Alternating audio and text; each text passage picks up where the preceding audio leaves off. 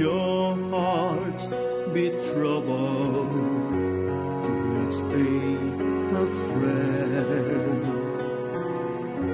I'm beyond all anguish, show that I'm present to life and you.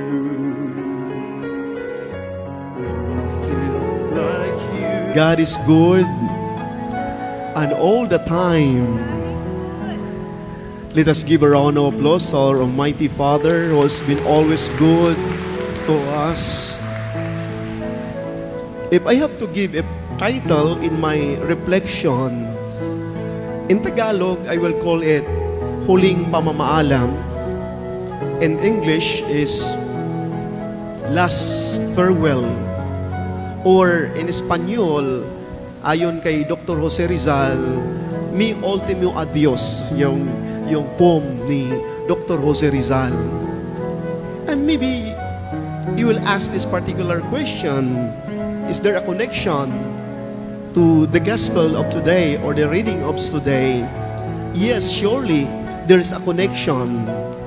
In the last part of our gospel, it says here, I am going to the Father. Pupunta ako sa aking Ama. Pag sabihin nating pupunta, pag pumunta ka, may iiwan ka. Kagaya din po ng ating mga magulang, we experience this one. Sila ay namamaalam sa atin. May mga last will of testament din po na ginagawa nila para just to be sure na yung mga magkaibigan o magkapatid ay tamang-tama ang kanilang makuhang mana. Or more so, may mga iniiwan silang mga salita na nagbibigay ng inspirasyon or motivation sa mga membro sa pamilya para hindi ito masasira, hindi makagalit, hindi makahiwalay-walay o alitan ang membro ng pamilya.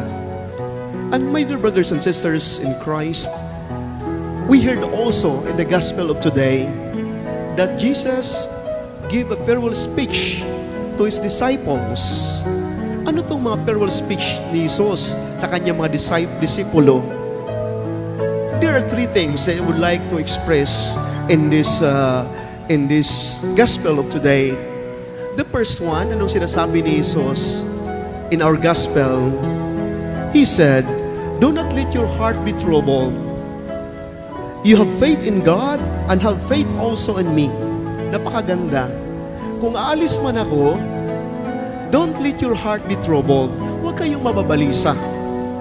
Bakit hindi tayo kailangan mababalisa? Diba? In the last part, sinasabi niya, mauna ako sa inyo.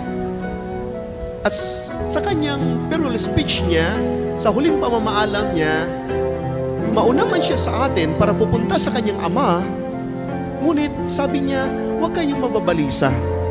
And there is a nice song. The title of this song is, I am ever with you. I am with you till the end of your days. I am with you.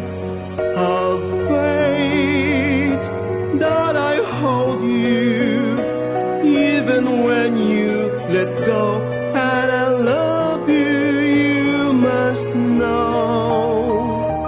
I'm free.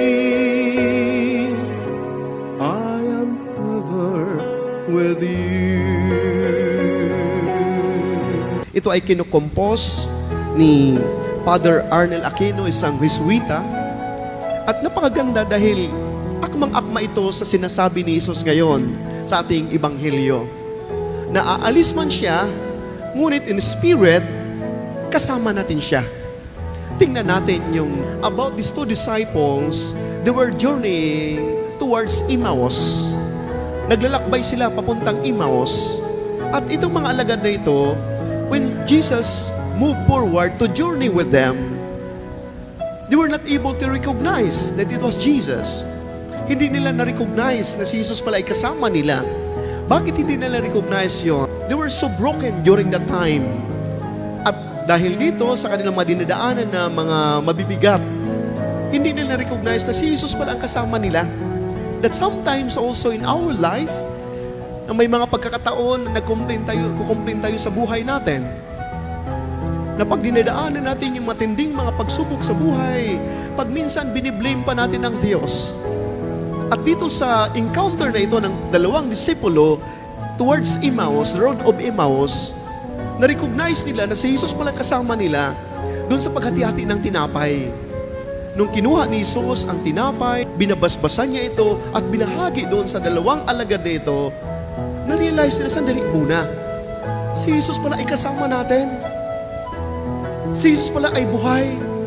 Kahit sa mga dinadaan natin sa buhay, kasama pala natin si Jesus. At yung na-realize nila, na-recognize nila na si Jesus ay kasama nila, biglang nawala si Jesus. And maybe we have to ask the question, saan na si Jesus?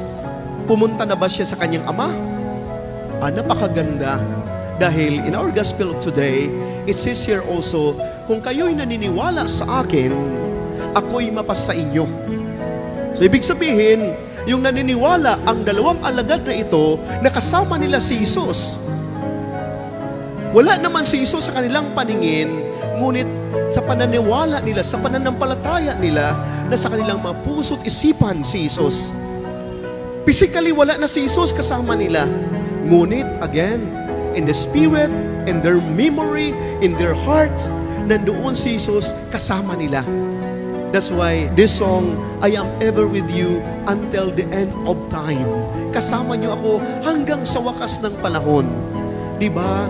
Sa atin, if I have to put this one into context, sa buhay natin, yung mga magulang natin na una na sa atin, yung mama natin, papa, o lolo, o lula natin, makaibigan natin na wala na sa atin. Yes, physically, wala na sila. Ngunit, again, kung paano tayo pinoformula, paano sila nasakripisyo sa atin, kung sino tayo ngayon, ito yung bunga sa kanilang mga pagsasakripisyo.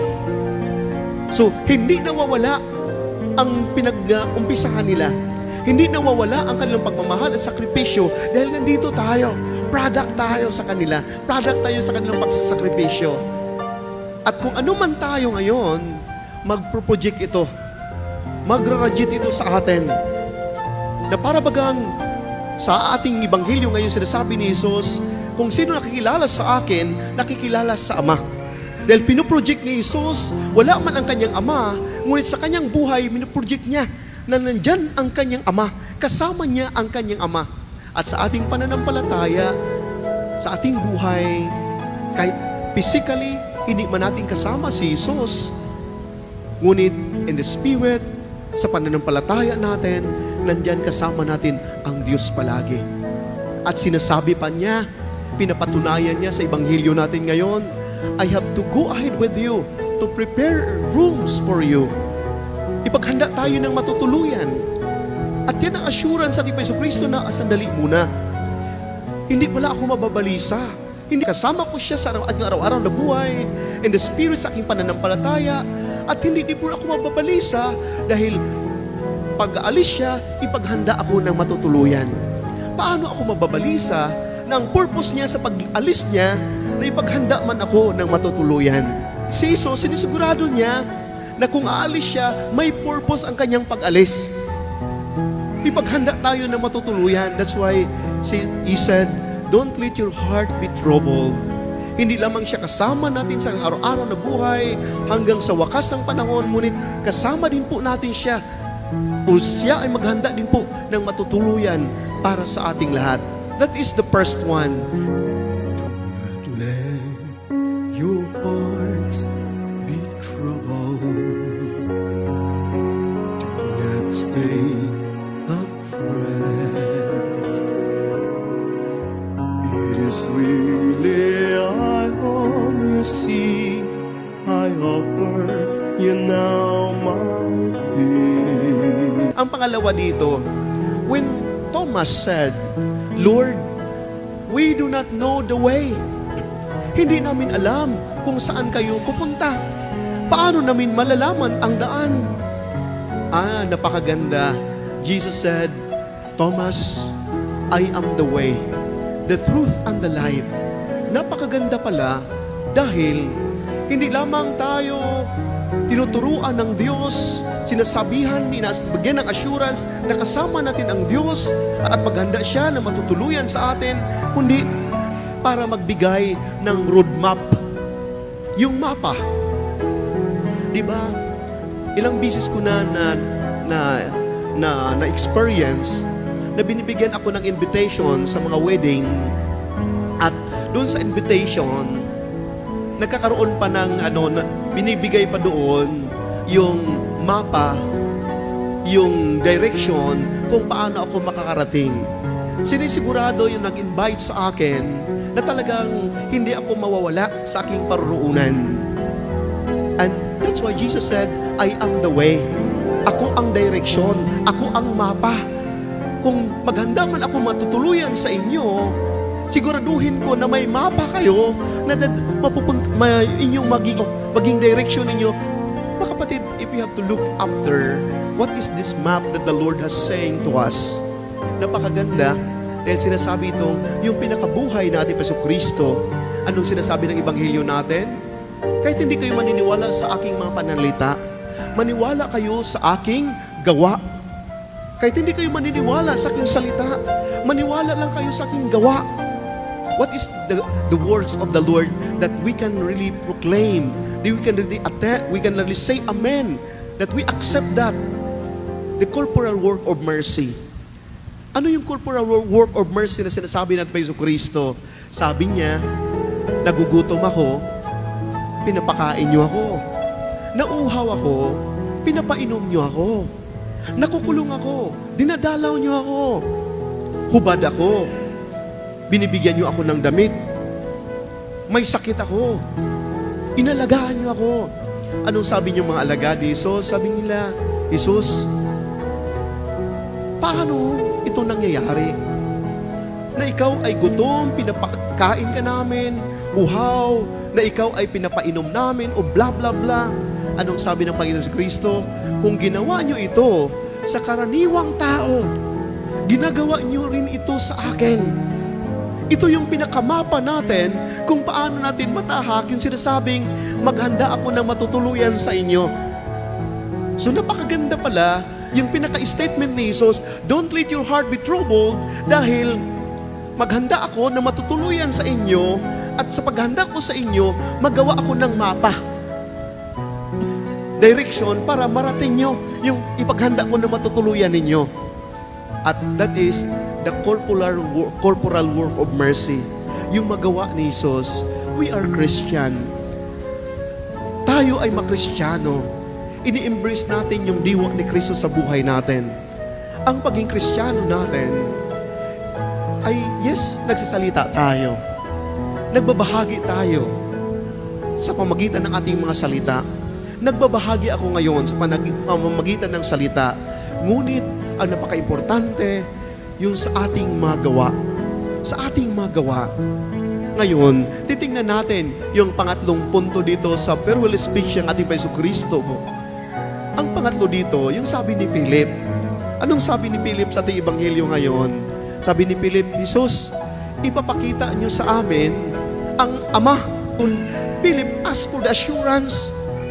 Kung ang Diyos, si Jesus, ay nagsasalita tungkol sa Ama, nang lahat ng ginagawa niya ay galing sa Ama, at wala siyang ginagawa ng sariling sa Kanya, sabi ni Philip, Lord, please, show us the Father. Show us the Father. Anong sabi ni Jesus? Philip, matagal mo na akong kasama? Hindi mo pa nakilala? Hindi mo pa ako nakilala? Ang nakakilala sa akin, nakikilala sa Ama.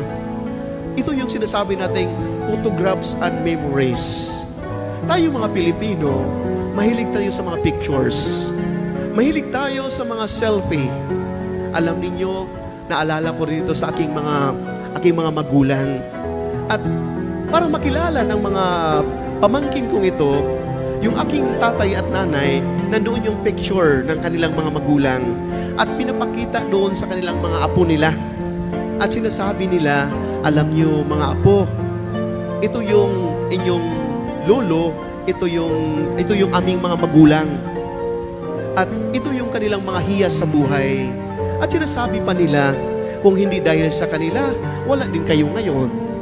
Kung hindi dahil sa kanila, hindi kami magiging itong tao. Kung hindi dahil sa kanila, siguro, hindi kayo magagabayan ng tama.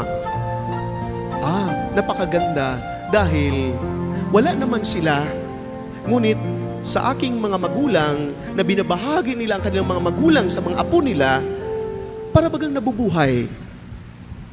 How much more in our Lord Jesus Christ na nagmamanifest sa Kanya ang Kanyang Ama?